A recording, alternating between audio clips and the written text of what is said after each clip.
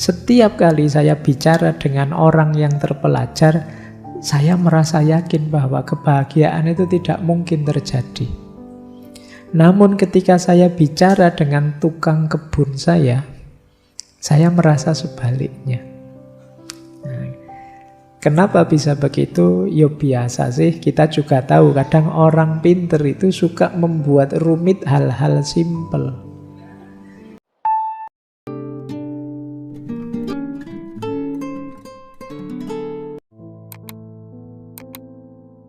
Assalamualaikum warahmatullahi wabarakatuh. Nah, ini agak lawannya tadi. Kalau tadi kan disuruh serius bekerja, ya tapi jangan kerja terus lah, ada santainya. Itu cirinya orang bahagia. Bahkan kata Russell, lebih baik tidak melakukan apa-apa daripada melakukan perbuatan jahat.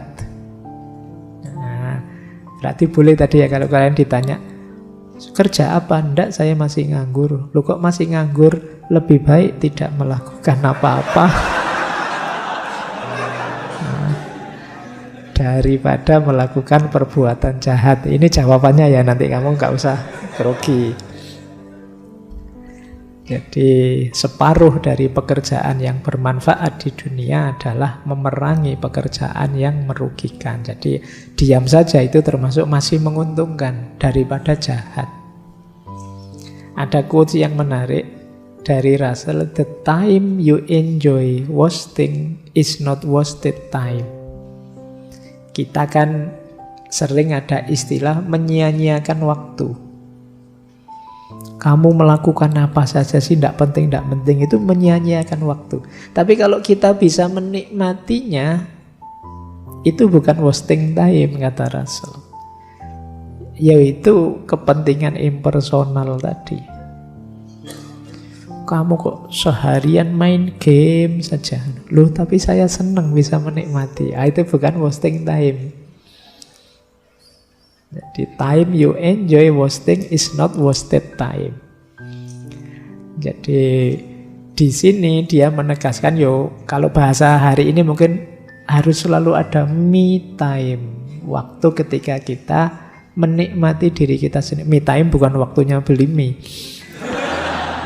Jadi waktunya kita menikmati diri sendiri. Kalau anak kos kan memang makanannya Indomie terus jadi sedikit-sedikit me time, sedikit-sedikit me time.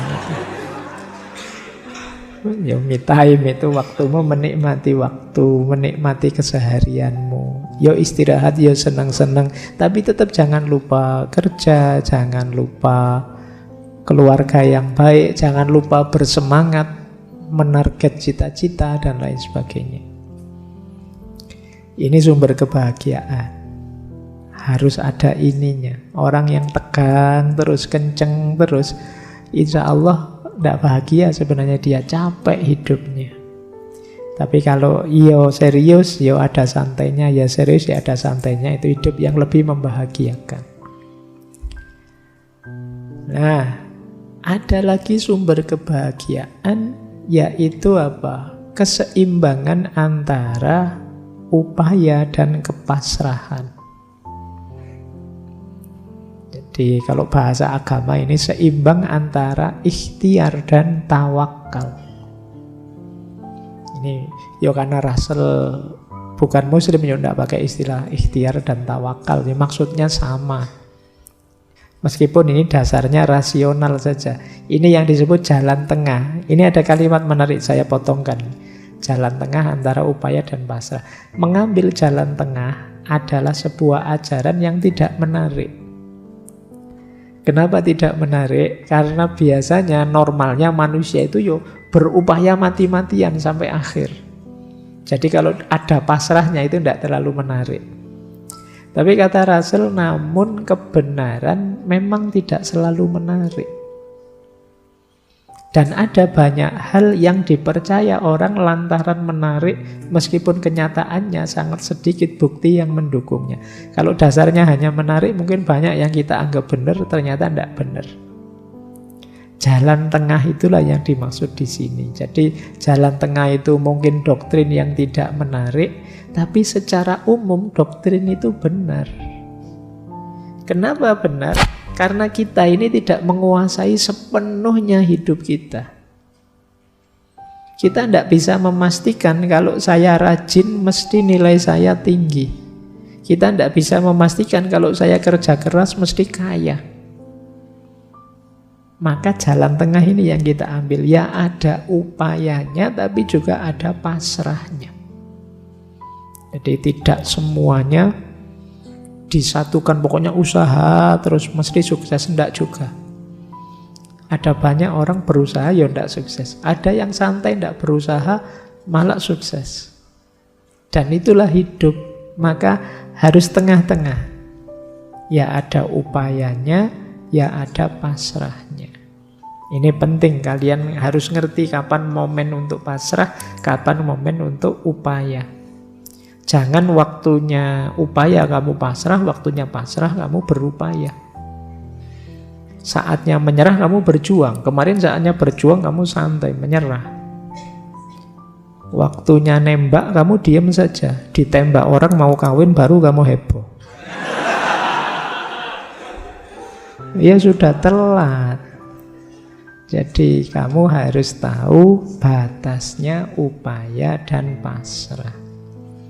Orang bijaksana itu, kata Russell, walau dia tidak akan diam menghadapi kesulitan yang dapat diatasi, namun dia tidak akan membuang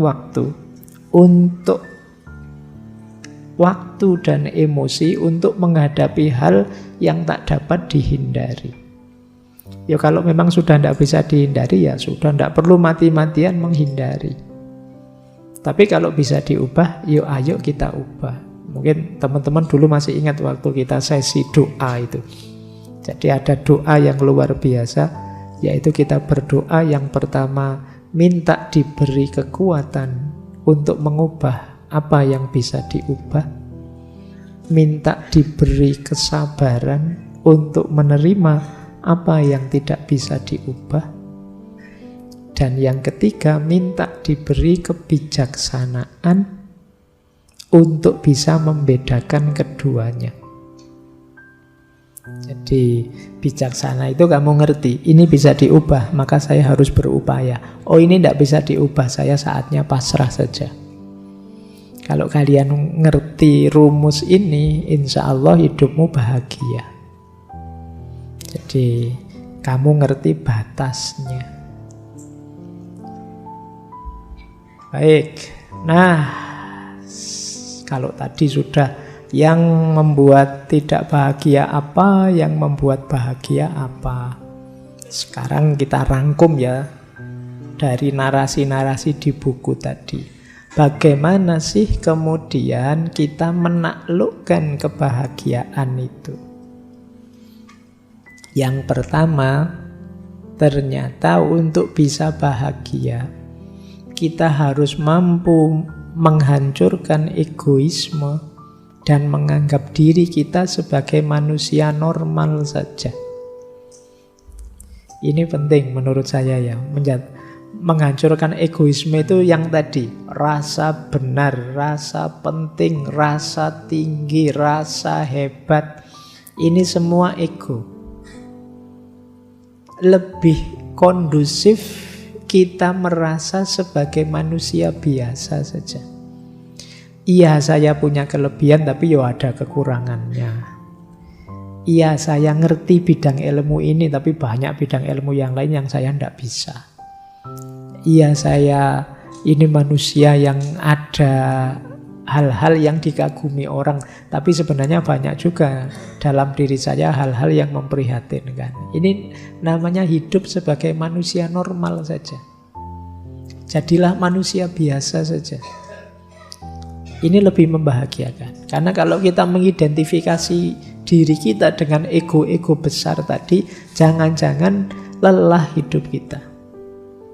Karena identifikasi sesuatu itu kan implikasinya kita harus begitu terus. Misalnya teman-teman mengidentifikasi, saya ini Pak, santri Pak, saya ini orang soleh loh Pak. Oh itu kan terus abot kan, kamu kapanpun harus acting sebagai orang soleh. Nanti dengar adzan, wah ke masjid ini. Terus nanti dengar, terus kamu dituntut begitu.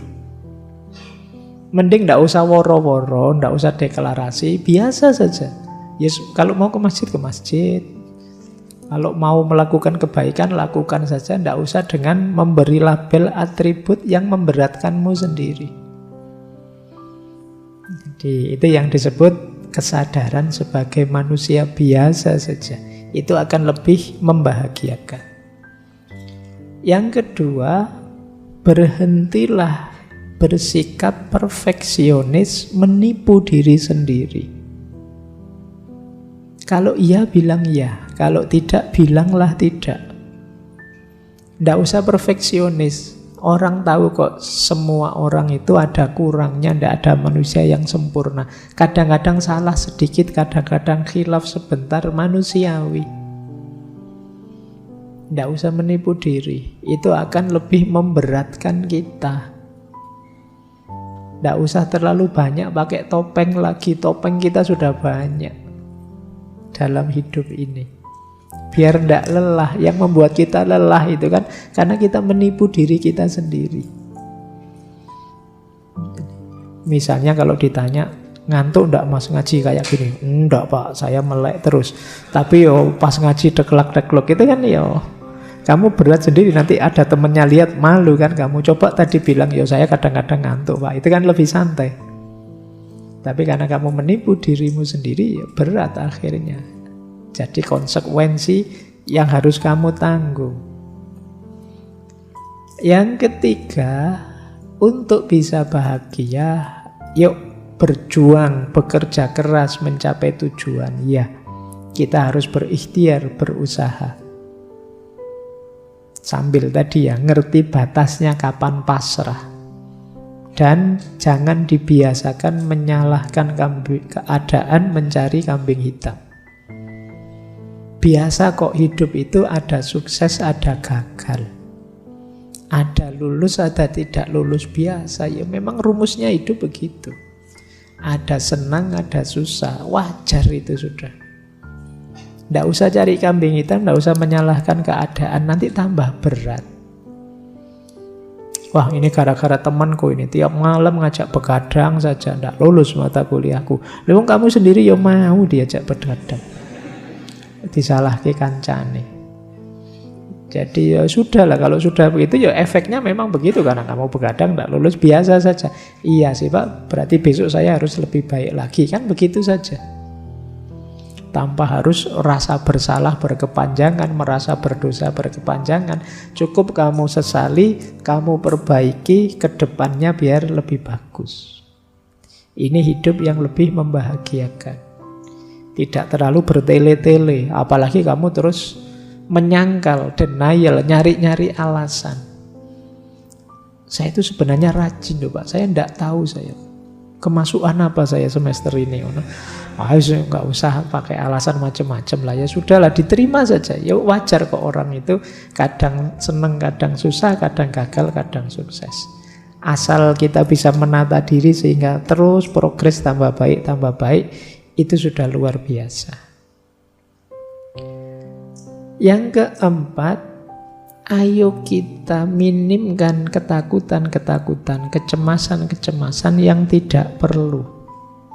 Mari kita sadari kadang-kadang kecemasan kita itu tidak beralasan, sia-sia saja. Cemas itu kan biasanya tentang yang akan terjadi ke depan. Yang akan terjadi ke depan kita tidak tahu.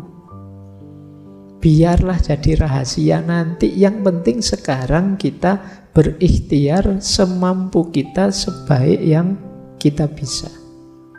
Itu saja sudah. Jadi hilangkan khawatir ini, khawatir itu. Pak, saya besok kira-kira ada jodohnya enggak ya Pak? Saya kok sampai semester gini rasanya enggak ada yang mau sama saya. Enggak usah dipikir itu. Jodoh di tangan Tuhan sudah. Kecuali kamu cuek, enggak ngurusi, bisa saja nanti lepas Tuhan, lepas tangan. Jadi kamu sendiri ditawari bolak-balik kesuwen mikirnya. Jadi ayolah, tidak usah khawatir. Kamu boleh sekali-sekali kamu tulis ya, kekhawatiranmu yang mencemaskanmu apa. Tulisan wis, khawatir ini, khawatir itu, khawatir ini, khawatir itu. Sekarang mulai banyak, kemarin saya baca, orang kena gejala penyakit psikosomatis. Jadi kecemasan di pikiran yang mengefek ke sakit fisik beneran. Nah, mungkin lambung lah, mungkin vertigo lah, mungkin apalah, namanya psikosomatis. Jadi kalian jangan terlalu banyak overthinking, jangan terlalu banyak mikir yang aneh-aneh, cemas yang tidak perlu. Nanti jadi penyakit. Jadi ternyata tidak selalu sakit fisik berpengaruh ke jiwa. Sebaliknya sakit jiwa bisa juga berpengaruh ke fisik. Kalian kan kalau sedang stres apa gitu kan rasanya tubuhmu ya lemes, tidak bisa diajak apa-apa, tidak bergairah ngapa-ngapain saja. Itu berarti dari psikis ke fisik. Yang itu jumlahnya tambah banyak. Sekarang psikiater, psikolog itu tambah laris hari ini. Banyak yang stres, banyak yang depresi, tingkat sakit jiwa meningkat, tingkat depresi bahkan tingkat bunuh diri juga tiap tahun meningkat terus. Nah, terus mari kita sadari dalam hidup ini isinya ada yang penting, ada yang tidak terlalu penting. Tidak semuanya harus diutamakan. Kita nikmati saja. Kadang-kadang ada hal sepele, hal tidak penting, ya tidak apa-apa, kita nikmati saja. Itu namanya kita sadari masalah hidup ini ya, tapi juga yang tidak terlalu penting jangan terlalu dipentingkan. Biar tidak terlalu sibuk kita. Biasanya kalau masih muda itu ingin semua masalah dipanggul sendiri. Tidak hanya masalah pribadi, mungkin masalah kampusnya, masalah negaranya, masalah dunia. Kabeh pengen diselesaikan sendiri. Iya, kamu boleh komen kecil-kecil, boleh usul sedikit-sedikit, tapi tidak semuanya harus kamu perjuangkan sendiri. Kamu harus punya prioritas-prioritas, biar hidupmu lebih bahagia. Jadi, kenapa Mas kok belakangan gelisah? Saya mikir peradaban manusia hari ini itu loh Pak. Ya, kalau sudah ngobrol itu diajak ke angkringan, saya ngangkring yuk Mas, tak traktir wis. Daripada kabotan mikir dunia ya. Mikir kuliah saja pontang-panting kamu.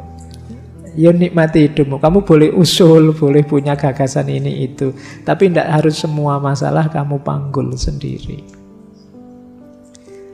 Nah, yang terakhir, cara menaklukkan kebahagiaan adalah jangan biarkan dalam situasi apapun pikiranmu macet, rasionalitasmu tidak jalan. Harus terus hidup akalmu. Jadi ini kuncinya manusia dan kemanusiaan itu kan akalnya yang hidup. Jangan dibiarkan kalian menjalani hidup autopilot.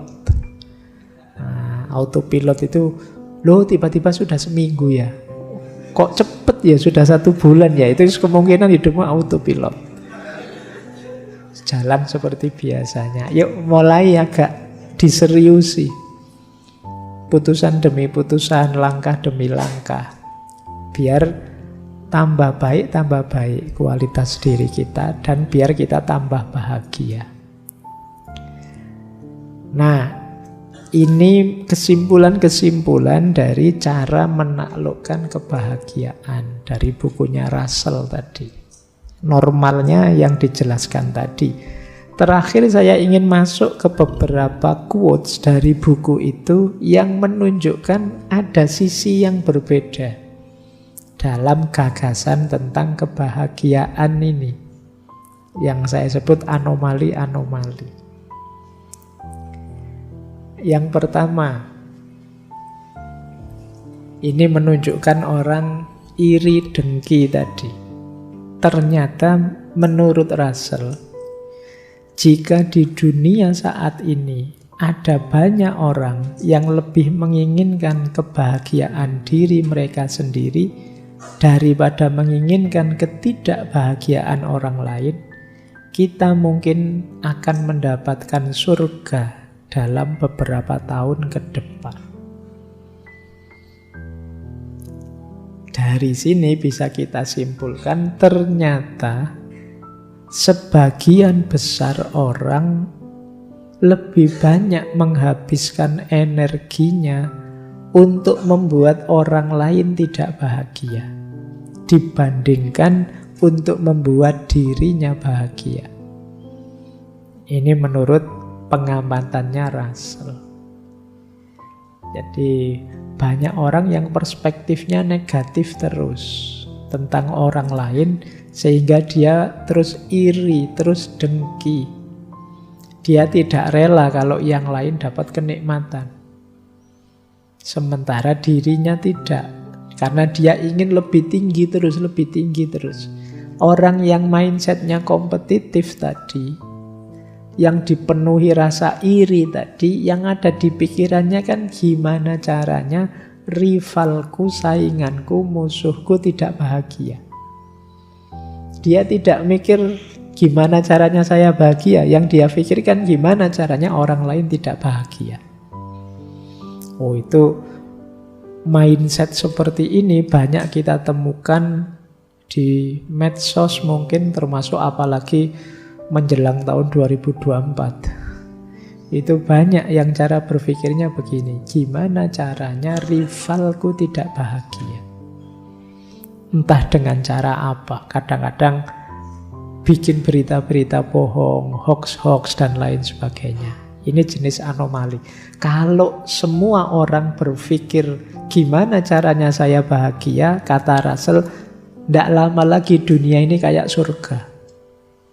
Isinya orang-orang yang bahagia, ya orang bahagia itu berarti orang yang bersyukur. Nah, cuma ini mimpinya Russell, ya sulit sih. Orang itu kecenderungannya memang agresif, iri, dalam dirinya ada nafas namanya sabu'iyah. Ingin selalu menyerang dan menjatuhkan yang lain. Baik, anomali pertama ini. Coba kalian renungi ya, semoga yang hadir malam hari ini tidak ada yang di sini. Tidak ada yang mikirnya hanya jatuhnya yang kalian benci. Dalam bidang apapun. Kalian ingin maju boleh, tapi semoga tidak dengan cara menginjak dan menjatuhkan yang lain. Kalian ingin menang baik-baik saja, tidak apa-apa, hebat, tapi tidak dengan cara merusak dan menghancurkan yang lain. Hebatlah dan menanglah bila perlu dengan mendukung dan menaikkan yang lain. Anomali pertama ini tentang kebahagiaan. Anomali kedua, ini lanjutannya.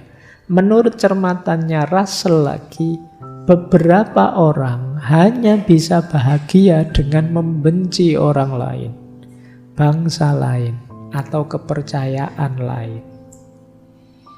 Ini kalimatnya Russell ya. Semoga kita juga tidak di sini.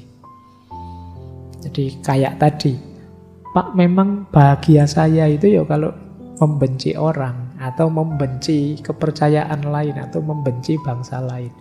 Ya ini tentu saja bukan kebahagiaan. Ini kalau bahasa Jawa jenis angkara murka yang seperti ini. Isinya kebencian saja. Jalur bahagia itu jalur cinta, jalur kasih sayang dan semangat tadi, bukan jalur kebencian. Kebencian lewat jalur manapun tidak akan membuahkan kebahagiaan dalam bentuk apapun.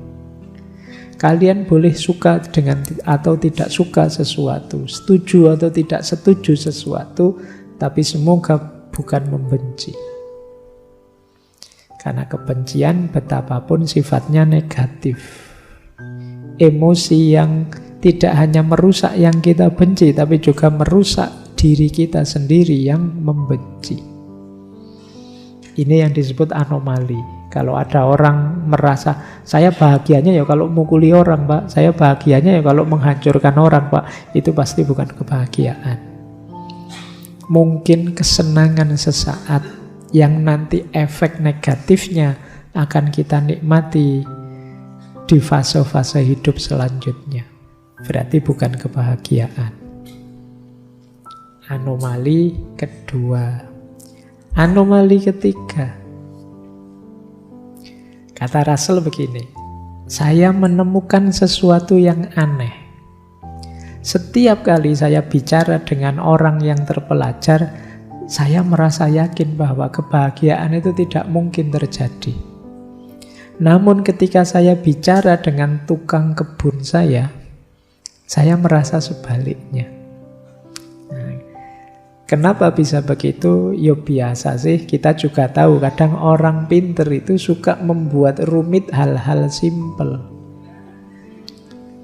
Barang yang sederhana saja terus dibikin jelimet, jadi ruwet. Jadi membahas kebahagiaan yang simpel, jangan iri, penuh kasih sayanglah, bekerjalah, itu kan sederhana sebenarnya.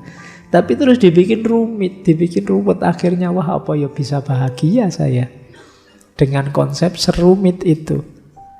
Tapi begitu ngobrol dengan tukang kebun, kata Russell, kok rasanya gampang, bisalah kita bahagia. Coba ngobrol dengan orang biasa-biasa itu. Target-target hidup yang membahagiakannya simple, ndak jelimet. Kalau kalian ditanya, gimana caramu bisa bahagia? Wah, saya ingin jadi manusia yang bisa eksistensinya berkontribusi pada kehidupan baik di level vertikal maupun horizontal. Di mana? Oh, itu cek rumit wong cuma pengen seneng saja kok. Dirumuskan senjelimet itu. Itu yang membuat Russell wong pengen bahagia, kalau ngobrol sama orang pinter malah jadi rumit. Sudahlah sama tukang kebun saja simple, sama teman-teman nongkrong pinggir jalan itu lebih simpel, gampang, tidak terlalu dirumit-rumitkan teori. Makanya dia nulis buku ini buku tidak untuk kalangan terpelajar. Mungkin khawatirnya kalau ketemu orang terpelajar terus didebat, tidak jadi bahagia, jatuhnya debat akhirnya. Oh masa iya begitu, nggak cocok dengan teorinya filosofi ini, filosofi itu, ruwet wes, tidak jadi bahagia akhirnya. Jadi bubar sudah. Kan kadang-kadang gitu. Kadang yang pinter itu malah menyusahkan kita. Rapat enak-enak, yang rapat lugu-lugu gitu cepet diputuskan gini ya gitu, selesai gitu. Iya. Tapi begitu yang rapat pinter-pinter, wah ndak selesai-selesai wis. Panjang argumen ini, argumen itu, kira-kira ini, kira-kira itu, tambah ruwet wis. Nah kadang-kadang begitu dalam hidup ini. Kita selalu membuat rumit hal-hal yang sederhana, sehingga hidup yang semula simpel jadi rumit. Ini yang ditemukan oleh Russell. Anomali lagi. Kata dia begini, orang yang meremehkan dirinya sering dikejutkan oleh kesuksesan. Sedangkan orang yang melebih-lebihkan dirinya sendiri sering dikejutkan oleh kegagalan. Kejutan yang pertama menyenangkan, dan kejutan yang kedua tidak menyenangkan. Oleh karena itu, adalah bijaksana untuk tidak terlalu sombong, namun juga jangan terlalu rendah diri dalam berusaha mencari kebahagiaan. Kan banyak orang itu yang siapalah saya pak, saya itu manusia biasa kok pak. Yo ada kemampuan dikit-dikit tapi yo ndak sehebat orang-orang itu. Ini kadang-kadang orang yang seperti ini ketika sukses itu kan kaget dia. Alhamdulillah ternyata Allah Maha Penyayang, ini saya dapat sukses yang luar biasa. Kagetnya kaget seneng. Tapi kalau kita terbiasa sombong, saya hebat pak, saya lebih dari semua teman saya yang lain, saya lebih, itu kan begitu gagal, dia kejutannya kejutan pahit. Jadi oleh karena itu apa kata Russell, ya sudahlah, tidak usah terlalu merendahkan diri atau menyombongkan diri, biar tidak gampang terkejut.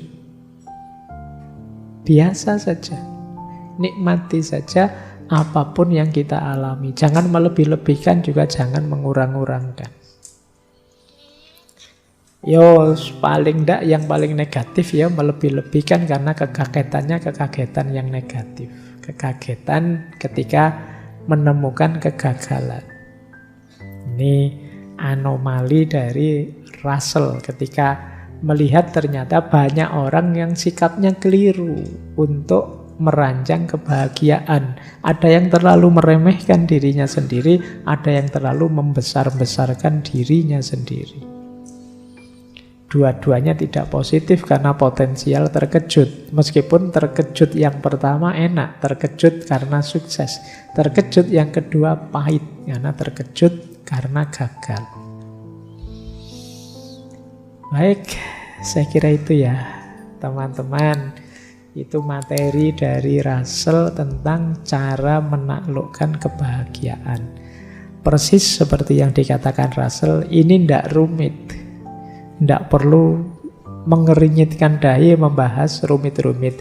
Di masyarakat biasanya yang berjalan untuk meraih kebahagiaan ya rumus-rumus tadi. Tinggal bagaimana pentingnya kita menghidupkannya dalam keseharian kita.